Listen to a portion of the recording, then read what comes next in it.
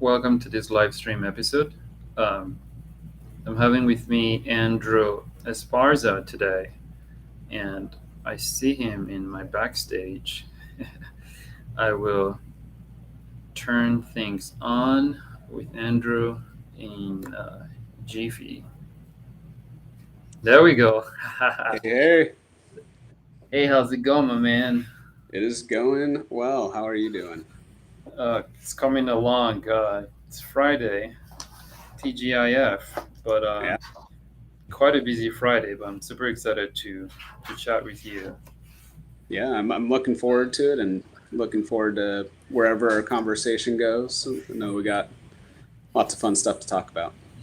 Yeah, how did this even come about? I think you and I were talking, and we started talking about live streaming something, and I said, "So the title of this theory of everything, right?" It's like, "Oh, let's talk about everything." Or did I say theory of everything? You're like, "Wait, I'm actually reading a book on that." I was Yeah, like, yeah, it "That was is it awesome." was it was good timing. I was going through it was Michio Kaku book on physics for some reason was reading that, and it was called the theory of everything, or and so that was it was funny that you mentioned that. Smart reading right there. So, what's the main premise for that? Yeah, so it's really kind of getting down to essentially, is there one formula or theory that you could that would then tell you the answers to all the other formulas or theories in physics, and where did the universe come from, and things like that. And it's I always find that kind of stuff interesting because as you dig deeper and deeper into more scientific discoveries and things like that, you can really see like the the signs of the creator behind it all, and kind of gives evidence to some of that, if even if people don't realize that yet. Yeah, I was gonna say, well, pray tell, what's the one theory for everything, right? Yeah, If there the was. spoiler is they don't know yet, so All right. but yeah. But yeah, another reason I really wanted to chat with you, you've done quite a few things. And again, that's why this is theory of everything, which I think through a couple of different things. But you've done, so I guess let's start from Kingdom Analytics. There's so many other things you've been involved with. But what's the premise for starting Kingdom Analytics? Like, what's the story with that? Yeah, so Kingdom Analytics really started out of, I mean, my it's a big data company. My background doesn't really have anything to do with data. I just somehow ended up doing it. I grew up in the themed entertainment industry, and I was working with theme park companies, but was also working on the church side of things as well too. And really kind of saw this need where a lot of churches who are doing new building projects or moving to a new area, there's not a lot of resources or tools available for them. So this actually started out with a resource for the church specifically, and then kind of grew from there. So essentially, what we do is take Fortune 500 level data, bring it down, and make it understandable for what started with churches. Now, that's since grown. We do a lot of work with nonprofits. We do a lot of work on the commercial side, understanding, okay, who are our customers? How can we better reach them? I always say it sounds a little scary, but we can pull thousands of data points on every household in America. And but our goal is saying, okay, hey, how can we use this information for good and to help people versus just trying to sell another vacuum or whatever. Yeah, that's so interesting. How So you started with primary audience or clientele or client base being the church, and now it's expanded to more businesses. How was that process of scaling that out? Because I could imagine for any new venture, you got to get new customers and then keep going Yeah, and then get new traction. no, that's a great question, and it was actually something that happened a lot more naturally than I expected. in many ways, because what we were doing for the church had to be, um, the steps we were taking and everything we were doing for the church had to be tweaked to work for the church when it naturally worked for all these other areas already. So it was Yeah. actually a little easier. So when we do church projects, which is kind of always the core of what we do, is saying, hey, okay, what are the needs in this particular community? How can the church better serve some of those, and who's in our congregation, things like that.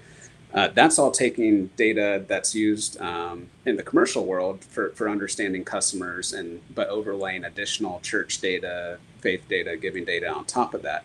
So when we're working with commercial organizations who just want to understand their customers, it's actually less work from us, because we don't have to do all those additional steps to the data to kind of make it work. It's already kind of designed for that, if that makes sense. Yeah, I love it. Funny story. I also have a, or coincidentally, I also have a data background, and you and I have talked about this, like, working with a variety of companies for data analytics, predictive analytics. So when we connected at first, I was like, "This is awesome! Like, it's such a unique opportunity, applying that to churches and so many other businesses, right?" You've heard many times now that data is a new oil, or the new gold, or some other variation of something that's Most precious. valuable resource in the world. Yeah, it's super interesting. Well, as you engage with clients, both in the nonprofit or church space, and also commercial for profit, like, what are certain opportunities you see still that you would say are being underutilized or undertapped?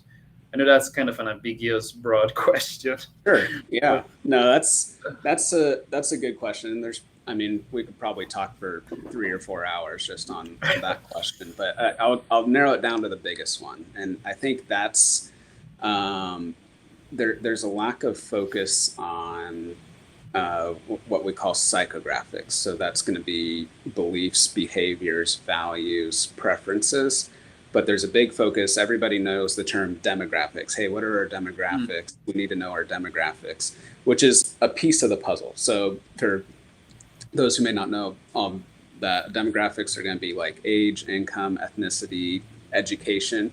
It's essentially kind of the outside of somebody, where psychographics are going to be more the inside of, okay, who is that person really?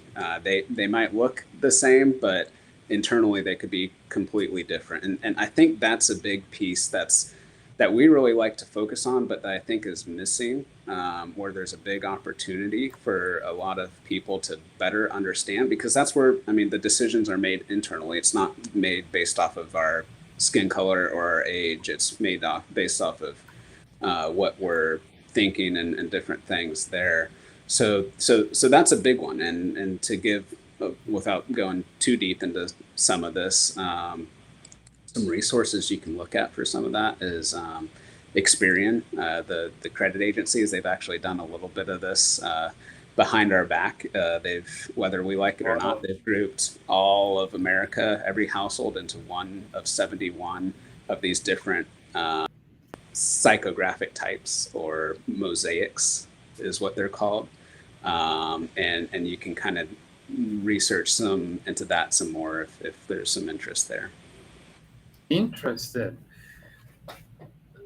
I'm gonna definitely look that up. I think you've told me about that before, but that's a very interesting concept, like breaking up different households, individuals into, you said, psychographic Yeah, so profiles, psychographic profiles, they call them mosaics. So we use that mosaics. as kind of the framework for a lot of what we do. Is what's great about that is we're able to segment every household in America, and then we can add on all this additional data. So if we're working with a nonprofit, maybe it's donor data, giving data. What do these people like to give towards? And then we can look at any community in the United States and say, hey, based on who your donors are and your major donors, you're hitting these one or two mosaics very well. They're really interested in what you're doing. Let's now look at Dallas and find all the households that match that mosaic, who are going to be great fits for you guys, and come up with a marketing plan and things like that. So what Experian is good at is saying, hey, here's the best way to communicate to each of these groups. It's a marketing platform, kind of. of saying, hey, it needs to be a YouTube video or a Facebook ad or a direct mail campaign or an email. And then we'll go on and add on all the additional data onto that as well. So you can get messaging. That is legit. Um, it appears to me that, and I think from previous conversations we've had, uh, that your primary, how do I put it? So it makes more sense to work with you, utilize your data if I'm trying to market or appeal to direct consumers. So, Yeah, for lack of a better term, B2C versus B2B, right? that Since you really drill down to the individual level. that's right. Yeah. So all this is based off all. Oh, I won't say all, but the majority of what we do is based off of households. So it's really getting down to that minute consumer level versus there's it's hard when you start getting into some of the business to business side of things because it's made up of individual households and people who are making those decisions. So without knowing who those people are, uh, you you might be presenting something this way when really it needs to be kind of this way over here. So there's some cloudiness when it comes to some of that, unless you know, okay, which person am I talking to? Sweet, sweet. Thank you for sharing that. Um, there's another thing too that I know you're big into financial, right? Financial stuff. I've seen you post certain items about your investment portfolio and things like that. What typically is your approach to investments? Yeah, well, so the way I look at it is it's not my money, it's just mine to manage and how can I steward that well? And a lot of that goes into just how can I manage finances well and be wise with how I'm spending money and not taking out debt or different things there. But then also, like you mentioned, investing, I really enjoy that. That's kind of like it's a little bigger than a side hobby, but it's probably some kind of future something there. But Yeah. but I've got some stuff in the works with that. But yeah, so the approach really is just saying, okay, um, how can I best utilize these dollars where they are now? And I kind of like to look at them like kind of imagining, okay, if you look at your portfolio, every dollar is like a little army soldier, and how can you place them strategically to I get love that. to the goal of where you want to go? So this isn't saying, hey, we're going 100% in Bitcoin and crazy things like that. It's saying, okay, no, we're not going the microwave method. We kind of want to go the crock pot, slow and steady, kind of climbing up there. Yeah, taking some calculated risks, but being wise with how we do that and diversifying, with looking at different companies and essentially creating a portfolio. And something that I mean, never invest in something you don't understand.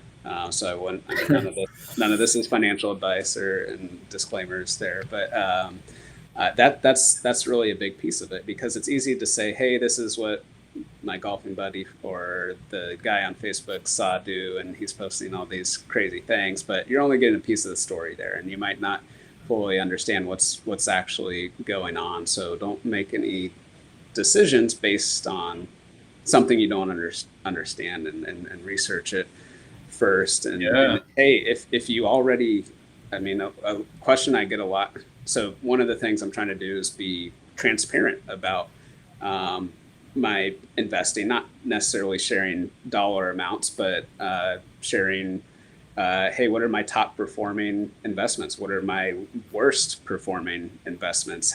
What's my strategy and thinking behind each of these different investments and the investment theory behind each company and things like that to really get people interested more into learning about that. I think in America, there's a big, I guess, opportunity for financial literacy to be improved, and helping people that way. So there's a ton we can talk on with some of that there, but I don't know if that answers the question or not. That was that answers it. And that's why I left it ambiguous or a little vague, so you could take it in whichever direction. So you're telling me I shouldn't use everything I make this month to buy Bitcoin.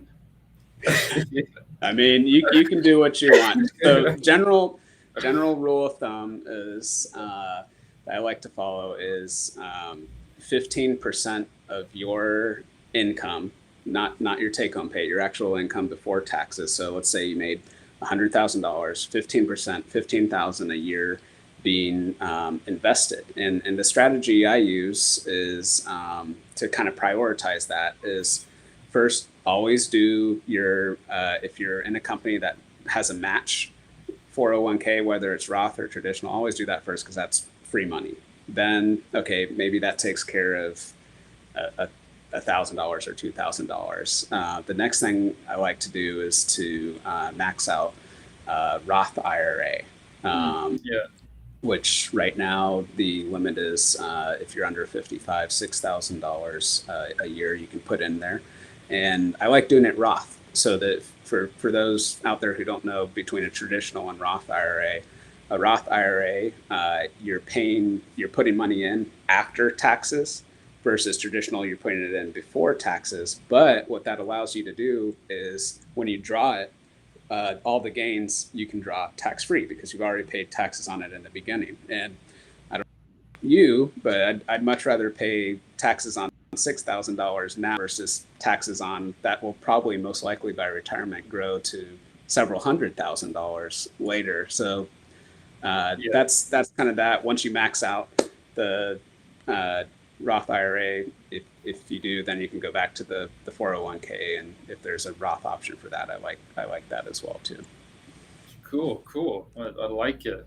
That's helpful. Let's looky here. I want to ask you a few questions. Yeah. And rapid fire. It's gonna be actually it wouldn't be questions. I will say a word, and you say the first thing or just one word that comes to mind related to that. Right. Okay. So let's see. Let's see if we can do this. And don't worry, I won't ask you any weird stuff. So We'll no, see. no need for heart palpitations just yet. Yeah. Here real quick. So yeah, let's see. The church. Opportunity. Opportunity. I like that. Business. Leadership. Leadership. Related to business, entrepreneurship. Roller coaster. I love it. Finances. Or Generosity. investments. Okay, generosity. Okay, cool. And then Works investment. for both. I'd probably say the same for that one. Cool. Yeah, that was something. So I was in an interview with, I think the podcast is coming out next month or so, with Jim Mullins. Oh yeah. And he did something similar, and I was like, I really like that. So Jim, if you see this, I stole that from you. Oh man, but this is great, brother. I just wanted to chat through a few things. I like to add a CTA, for these things. And before that, actually, I'll ask a question about your heart with studying Kingdom Analytics, like the why behind that, right? Yeah. Like, why didn't you just get another job? I think you're very entrepreneurial. And talking about faith-driven entrepreneur, Yeah. you're one of the most you're one of the most faith-driven entrepreneurs that I know. But it's like, how did Andrew get to that spot where you're like, I want to be a faith-driven entrepreneur? Or why the heck are you even doing that, right? And what's the why behind that? And then we'll leave a CTA for people. How do you reach out to Andrew? How do you connect with him? And if there's any interesting thing you have on the horizon you'd like to share, that'll be awesome. Yeah, definitely. Well, I think how I got to it was partially by choice and then partially just feeling drug and led into it. It was a space where I saw there was this huge need that nobody was filling, and kept reaching out to people in the data area that I knew, and was saying, hey, there's an opportunity here. Maybe you guys could do something like that. And no one really took me up on that. So after a couple years, it was just kind of like, well, I guess that's going to be me.